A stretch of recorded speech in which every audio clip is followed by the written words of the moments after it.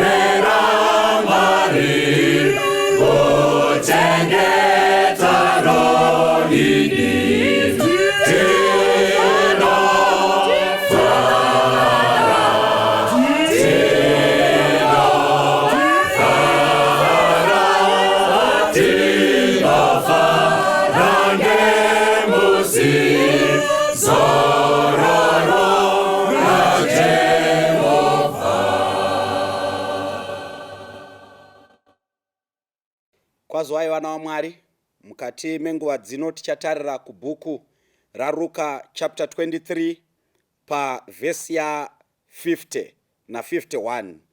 And behold, there was a man named Joseph, a counselor, and he was a good man and just. The same had not consented to the counsel and deed of them. He was of Arimathea, a city of the Jews, who also himself waited for the kingdom of God. Ngatina Matei. Baba wekudenga tinokutendai apo todzidza shoko renyu, mweya wenyu mutsvene ngaaburukire patiri atibatsire kuwisisa muzita raJesu. Amen.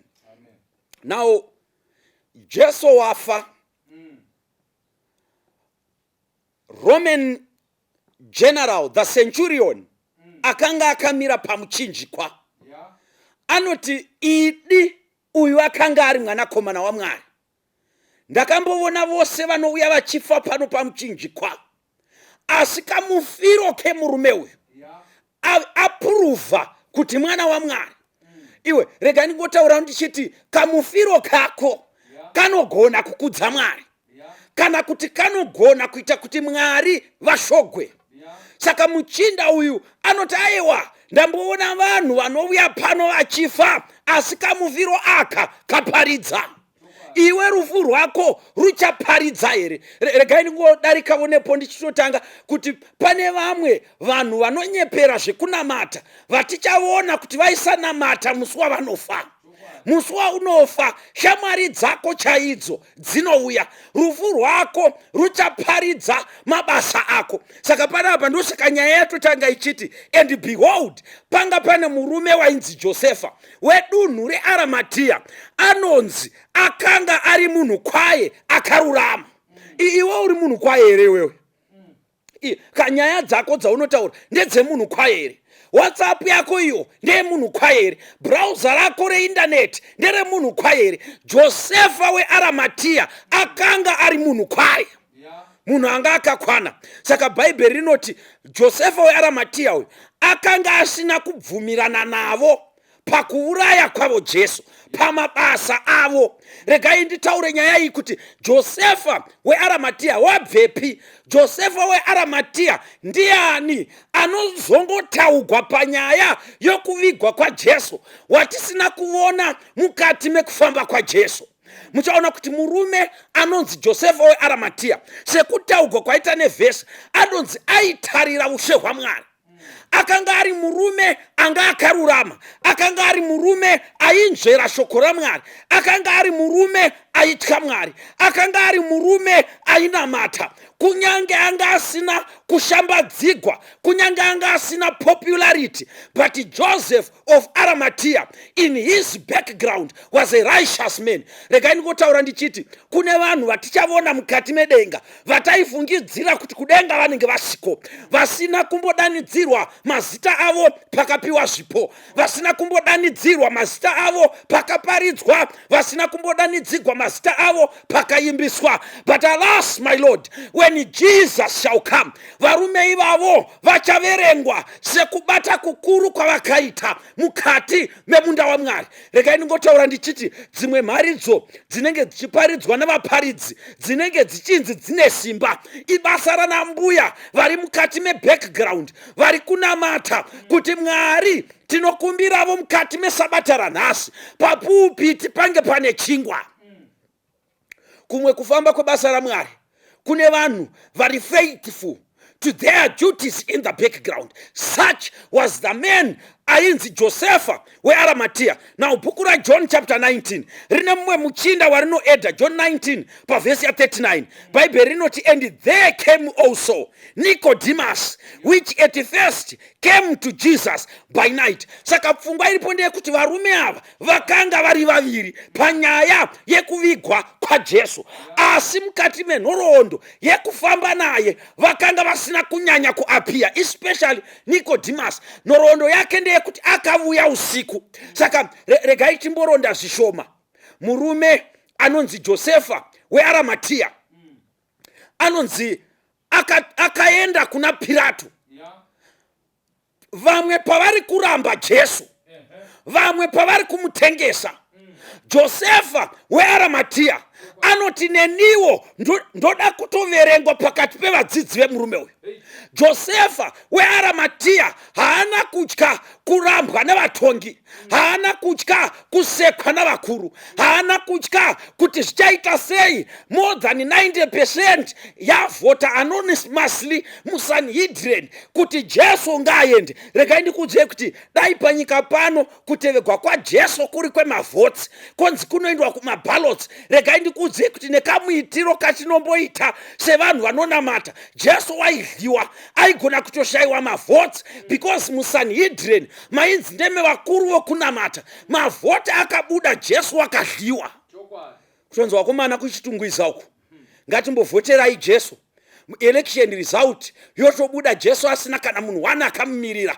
But thank God mukati meSanhedrin makanga muna Josefa weArimatea. Pane vanhu vanozvikamufota kutadzira Mwari because vanofunga kuti munhu wese ari kutadzira Mwari. Vatsvene vachiripo.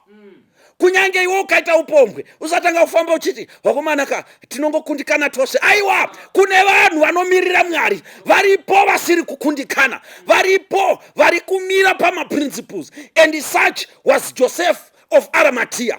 Mumwe muchinda uyo anonzi akanga ane bwiro. Nditenderewo kufunga kuti pakati pevarume ava vakabwiro kwanga kune status, kunzi une guva kwanga kune status.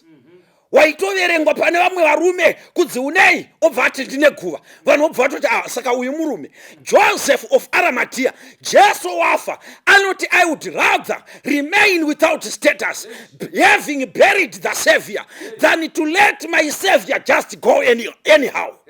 Regai ndikuudzei vakomana, mukati menzvimbo dzatiri kushandira, mukati menzvimbo dzatiri kukurira, we would rather remain without a status, rather remain without the resources, rather remain without the dressing. Tatevera Jesu pane kuramba Jesu tine status. It's better.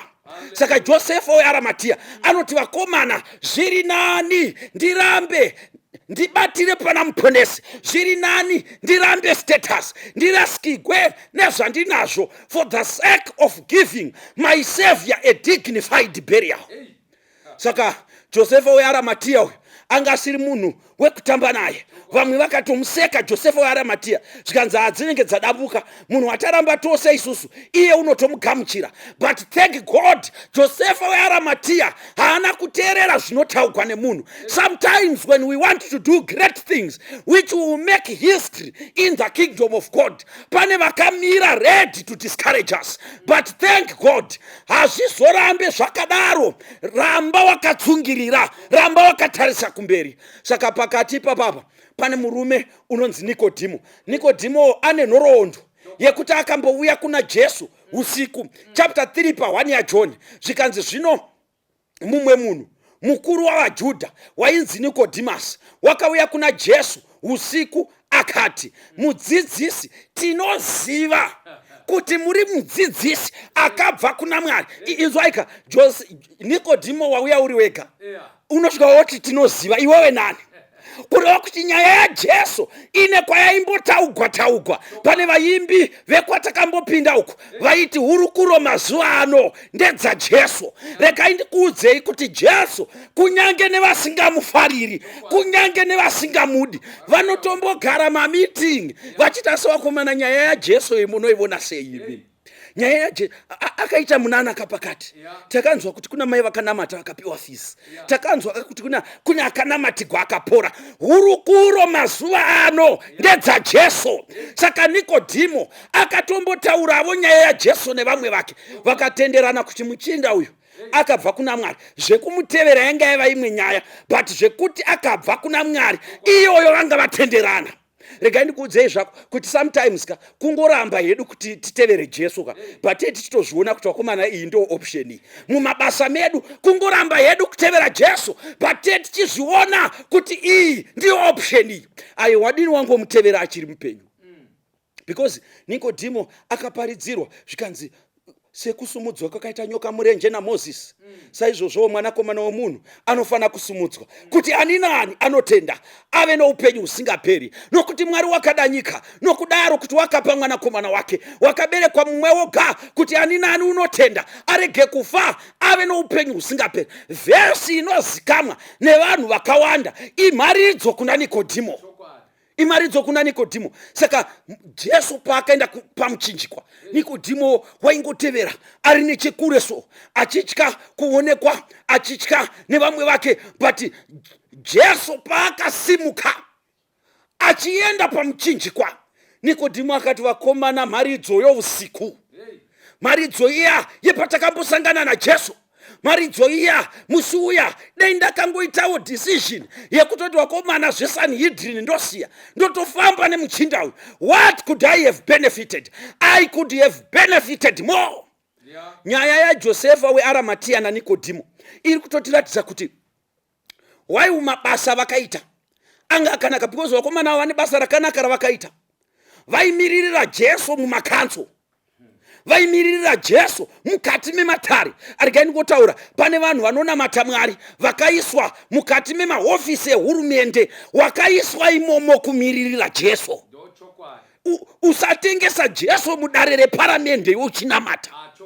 Jesu haangashaiwe vanomumiririra kuti vanhu vapase mabhiu ekuti vanhu vafambe vakashama, vanhu vapase mabhiu ekuti vanhu vadhakwe, vanhu vapase mabhiu eungochani. Mukati medare reparamende mune vanhu vanonamata, iwe uripo.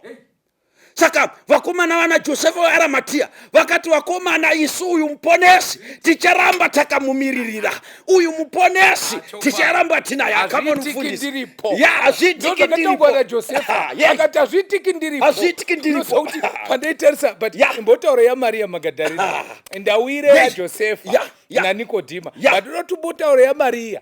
Maria akaramba ari pabwiro. Maria zvekuti Maria akatevera Jesu kumuchinjikwa. Chokwadi. Haana kusara. Akatevera Jesu pakunovigwa kwake. Because bhuku rinoti and the women also. Yes. Nevakadziwo vakanga varipo, because mazuva anaya tazara nevakadzi vamwe vanenge vachingotaura zvekunamata ndezvana baba, zvekuwisisa bhaibheri ndezvana baba. Maria akati ndonovona ndega ndendiripo. Akatevera. Ndobva avona maisigo wamutumbi wake. Haana kugumira ipapo. Hanzi akadzokera akati tonogadzira mafuta. Chimwe chandiri kutoona mufundisi ipapo ndo pakaita problem. Ko vakadi kungogara vaya nemafuta. Vakadi kungogara vauya nawo. Vakadi kugara vangu vaya nemafuta avo. Izvo vakudzokera kumba. Vowanazve it's too late. Ndo mhosho yakaitwa naJosefa waArimatea. Tiri kuti akaita zvakanaka. Nguva akatenga. Zvimwe zvese anakumbira mutumbi, it's okay. But akauya zvapera. Jesu anamboziva kuti Josefa ndavigwa muguva rake, ndiye akatenga guva, ndaputigwa nemucheka wake. Akanonoka. Akaita zvakanaka but akanonoka. Mamwe madzimai esaya anga aronga mushe. Zvavakaona kuti Jesu arobwa, akabuda ropa rakawanda, vakagosiri zvigubhu zvamafuta. Then vanozoti vasvika kuti zvigubhu zvamafuta, it was too late. Havana kuziva kuti mafuta angazodzwa kare naMaria Magadharena. Ndianga amazodza kana imi mukarega kuzodza. Pana anozodza. Pane vamwe vanomirira zvanyatsa kuti vole. Vanomirira kuti atange afa vozoficha. Pane vanhu vanozikamwa zvinhu zvaparara. Pazviri kuitika unofanira kuwanikwa. Josefa of Arimathea tinomuziva tisu. But Jesu paakafa haana kuzviziva. Pane zvimwe zvinhu zvinoitiwa nemunhu neshungu but zvisina basa. Rega titotaura tiri pavanhu kapano. Ita zvinhu munhu achiri mupenyu. Hakuna kumhanya uchimupa bwiro idzva. Rine basa rebwiro idzva. Rine basa remucheka mutsva. Asi akavigwa akashama. Wakumuputira nemucheka mutsva. Mucheka wakanaka afa. Ita zvinhu munhu achiri mupenyu. Ndokutengesa ikoko.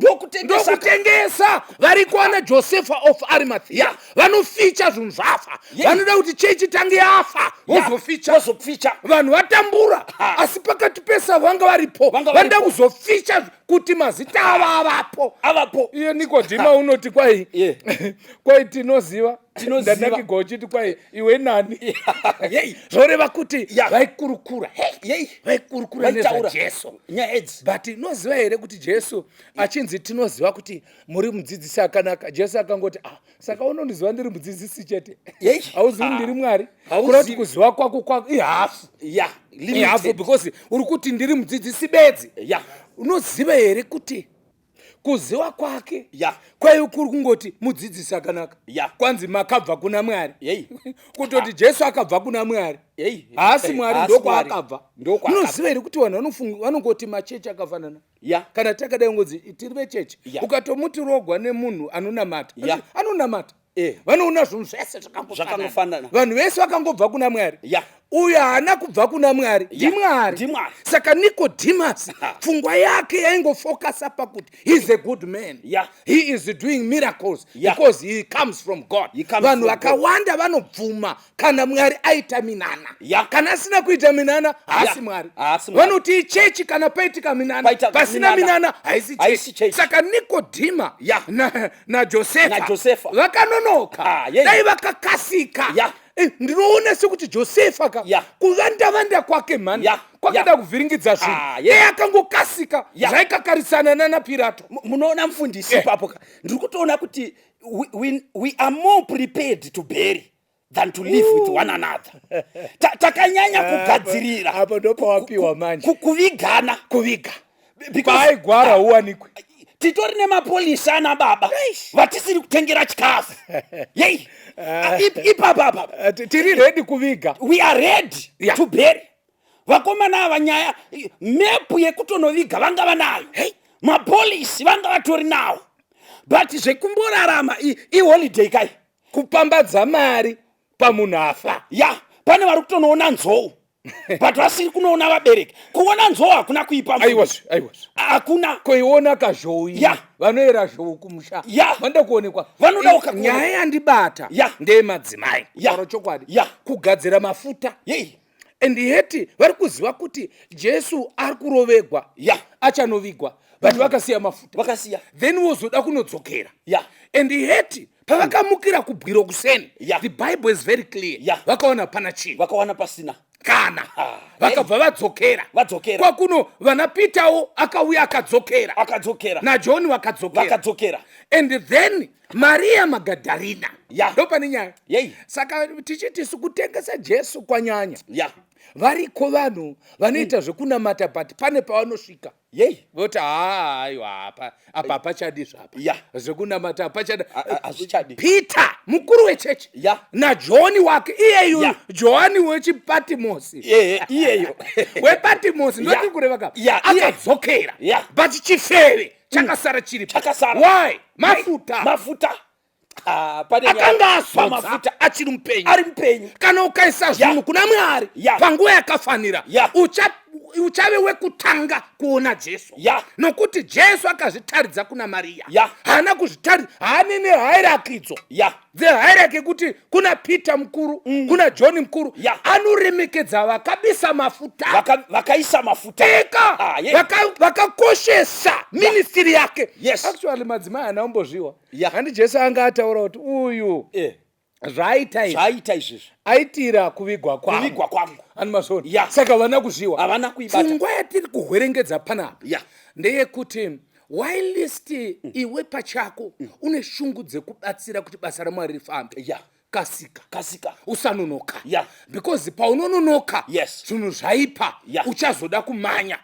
Mavanzwa here vachiinda kuno vakuru vanoti sabata rauda kutanga language yechechi sabata rauda kutanga. Madzimai wofuti sabata rakanga roda kutanga. Ishu ndeyekuti roda kutanga. And yet vairiziva kuti richatanga.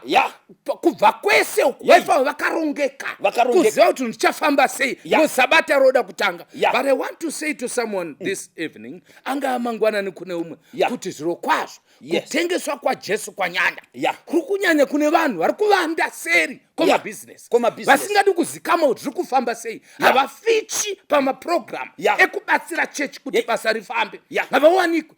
Vanoda zvinhu zvadonha. Chimwe chinoitigwa imbiri kana zvadonha kandi anoti ndindakamutsaka dei ndandisirini akobwiro nderangu ende mucheka watakatozomuputira mucheka wangu bwiro nderangu ini hangu handichazoona zvekuita. But dai kuchinzi vanhu vekwedu vanomhanya nenguva kuunza zvese zvakanzi naMwari zviuye kuti basa raMwari rifambe on time. Raifamba zvakanaka. Ndiri kufunga kuti Josefa naNikodhima kunyange vakanga vane zvinzvimbo zvakadaro vaigona kuparidza zviri nani vachitaura nekubuda pachena. Kana vaifa vaimufira vachitaura kuti uyu haasi munhu nje but mwana waMwari. Whilst vakaita zvakanaka pakupedzisira hazvina kuonekwa kana Jesu wokufa uyu, kunyange Jesu wekurarama, iye Mwari pachake vakazviona, asi wekufa haana kuzviona. Why? It was too late. Vana Josefa vakazara mukati mekereke, vanomira kure zvichiitika, vasingafichi kana richipisa, havaoneki panodiwa nidhi yekuti basa rifambe, vanoda kuonekwa, vamwe vese vagara pasi, ndopo vakusvika mazita, pakudiwa zita. Toda kuti munhu waMwari mucherechedze chimwe chinhu pamudzimai uyu Maria Magadharina. Maria Magadharina ina anondirwadza behavior yake.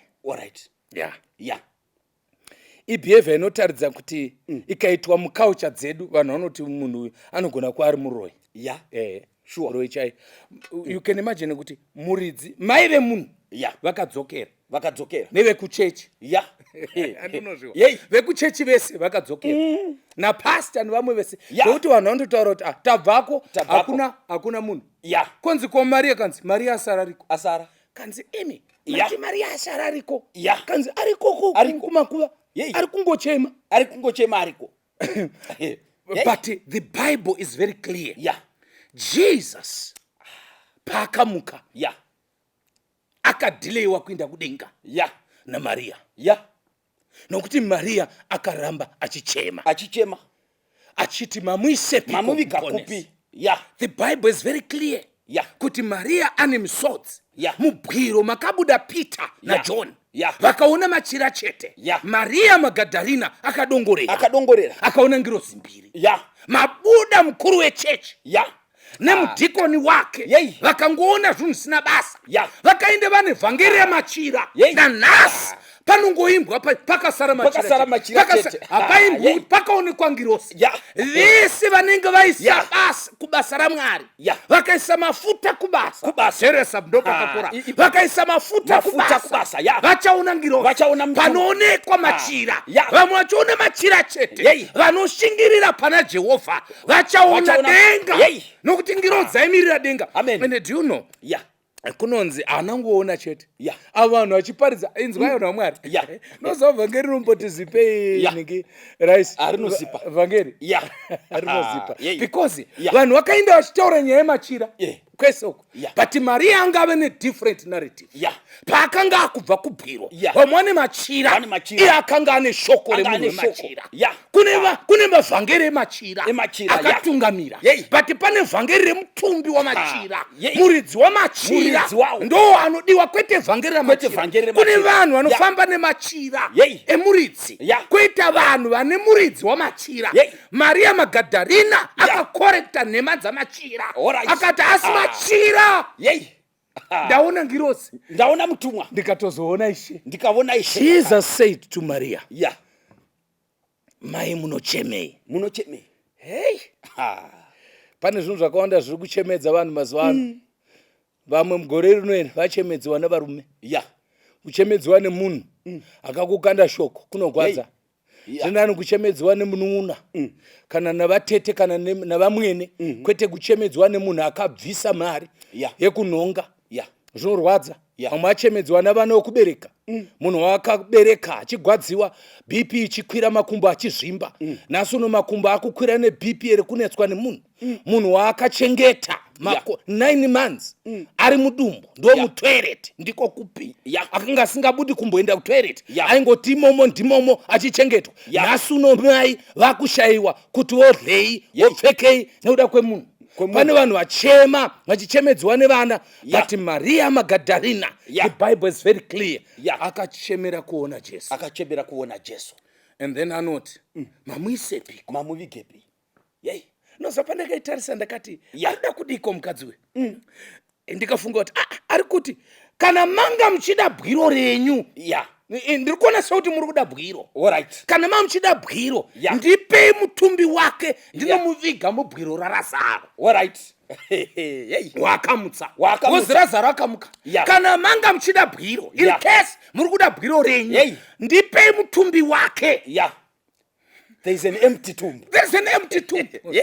Rakamutsa Razaro, ndipei hoyo. Saka ida handizivi kuti kana vaizoti alright uya kuno, noza kana Jesu akuitira zvinhu unoita chivindi. zvimwe zvese hautarisi kuti ndivanani vari kunamata, hautarisi kuti ndivanani vaedhuka, ndivanani vaneta, munyange vana pasta vakaneta, nyange mamadzimai uministers akaneta, iwe unoramba uri pabwiro nokuti zvawakaitigwa zvikuru ndobva aramba aripo. The Bible is very clear. Jesus akadaidzira akati, Maria, my sheep know my voice. Makwai angu anonzwa iwi rangu. Ende ini ndinoaziva iwo anondiziva. Ndokubva awa kuti iyi voice ndiramuponesa. The Bible says akadaidzira achiti Rabboni. Why not savior? Why not friend? All right. Why teacher? She was ready to learn from Christ. Are you ready? Kudzidza kana kuti wakwana. Pane vanhu vasisadi kudzidza zvitsva. Vanongoti zvatatinazvo ndizvozvo. The Bible is very clear. Maria akatumwa shoko. Inda unoudza vadzidzi. Tosangana Galile. Kunyange vamwe vakatengesa. Iwe paridza evhangeri yeushe. Amen. Kuti Jesu mupenyu. Amen. Ngatisangana. Toda kuti panguva ino tinamatire vanhu vatatu. Toda kunamatira Maria Magadharina pakati pedu. Tonamatira Joseph of Arimathea naNikodima. Togonamatira madzimai. Ndo vanhu vatatu vatiri kuda. 3 people. Aripo madzimai anoda kuita basa raMwari. But vanoverengera. Havadi kuita zvinhu nenguva. Vanowana zvinhu zvakanganisika. Pane varume vakavanda seri kwemasvuto nematai. Vane zvinzvimbo. But havabudi pachena kuti tonamata Mwari. Not by word but by behavior. Kuti vanhu vataura kuti ushu tinaye kunoku but zvaMwari anazvo. Havamiri. Vamwe vacho havasapoti basa raMwari, vanomirira kuti zvitange zvaparara. Vozokumbirwa kuda delegation. Unonzwa mufundisi. Vanoda delegation inekuzogara navo muboardroom. Vachikumbirwa tokumbira kuti mumbomutsawo chechi. Kukumbirwa naMwari. Kuti ukumbirwa because these are representatives of God. Kukumbirwa naMwari kuti ubise mari yaMwari kuzvinhu zvaMwari. Then the panopengenuka obva vakanda. Vakakanda mobva vatinoti Joseph akanda. Why not do God's work on time? Ndinoda unamatira 3 people. Nikodima ziva Jesu kwete semumwe wavakuru but saMwari. Pray for us, my brother. Baba vedu vari kudenga, tinokutendai nemukana uno wamatipa. Tine chimiro cha Maria Magadharina. Chokwadi. Uyo unomira namuponesi. Kuappreciate kuregeregwa kukuru. Chokwadi. Kuramba aripo. Kunyange vamwe vachiuya vachidzokera. Chokwadi. Rangariraiwo vakadaro mukati memunda wenyu. Muvape simba rokuramba vachibata.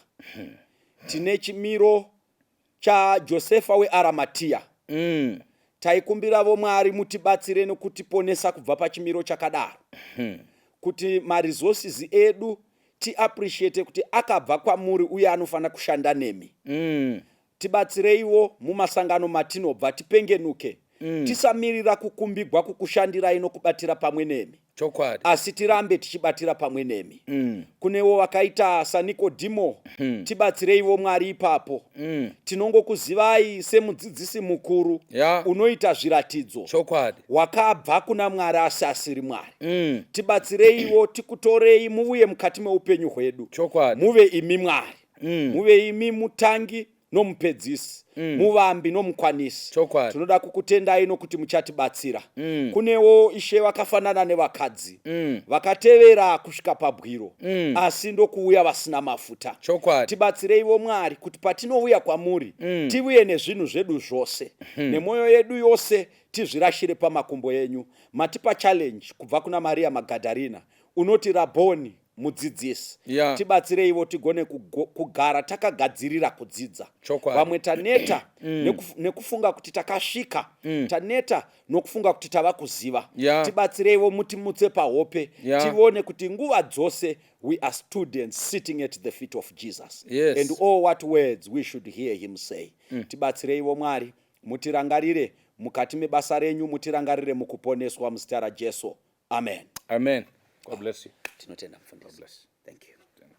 Apo basa rapera ndinoenda kumusha, uko kufa kunopfeka kusafa. Nichamziva muponesi apo achazouya, iye anondigashira kumusha. Nichamziva apo ndichazomira naye. Nichamziva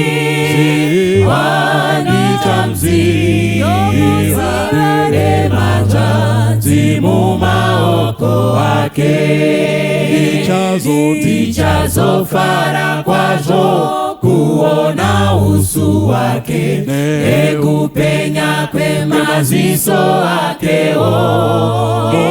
Moyo wangu kumkudza ngerudo roremutsa, anondigadzira musha kumusoro. Nichamziva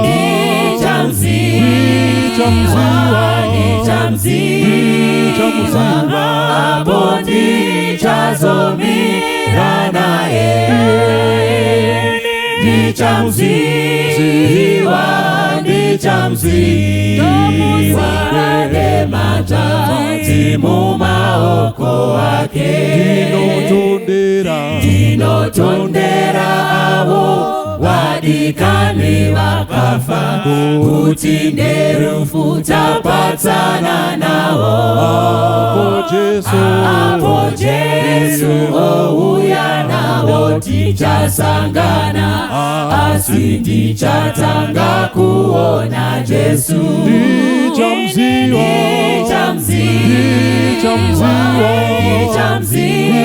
Nichamziva apo ndichazomira naye. Nichamziva nemanjanzi mumaoko ake. Achanditungamira kupinda mazambara, apo tisingazowi neurombo.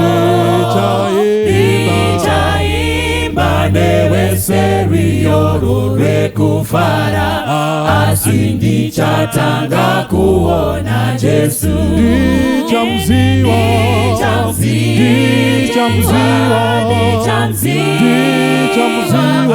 apo ndichazomira naye. Nichamziva nemanjanzi mumaoko ake. Nichamziva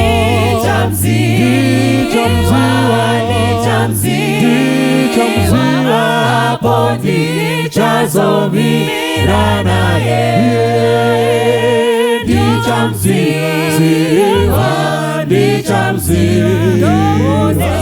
nemanjanzi mumaoko ake.